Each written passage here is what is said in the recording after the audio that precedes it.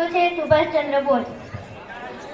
માનનીય શ્રી આચાર્ય સાહેબ, ગુરુજનો, ગામમાંથી પધારેલા વડીલો તથા મારી સાથે અભ્યાસ કરતા વાલા વિદ્યાર્થી મિત્રો, ભાઈઓ તથા બહેનો, આજે હું તમને સુભાષચંદ્ર બોઝ વિશે થોડા શબ્દ કહેવા માંગુ છું. તમે ધ્યાનપૂર્વક સાંભળો તેવી મારી નમ્ર વિનંતી.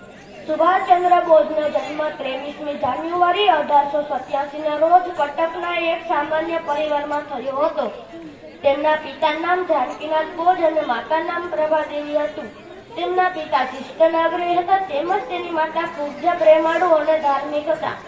સુભાષચંદ્ર બોઝને પિતા પાસેથી શિસ્ત અને માતા પાસેથી માનવ સેવાનો પાઠ શીખવા મળ્યો હતો. સ્વામી વિવેકાનંદને સુભાષબાબુ પર ઊંડી અસર પડી.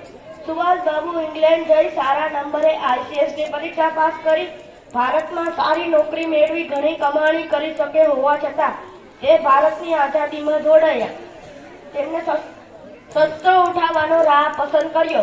સરકારે તેમને જેલમાં પૂર્યા. ત્યાર પછી તે જાપાન ગયા, ત્યાં તેમને આઝાદી હિંદની રચના કરી. ચાલો દિલ્હીનું એલાન કર્યું. અંગ્રેજોને દૂર ચટારી કરી મૂક્યા. સુભાષબાબુ વિમાન માર્ગ મર્ચુરિયા જવા નીકળ્યા. ત્યાં તેમને અકસ્માતમાં મૃત્યુ થયું.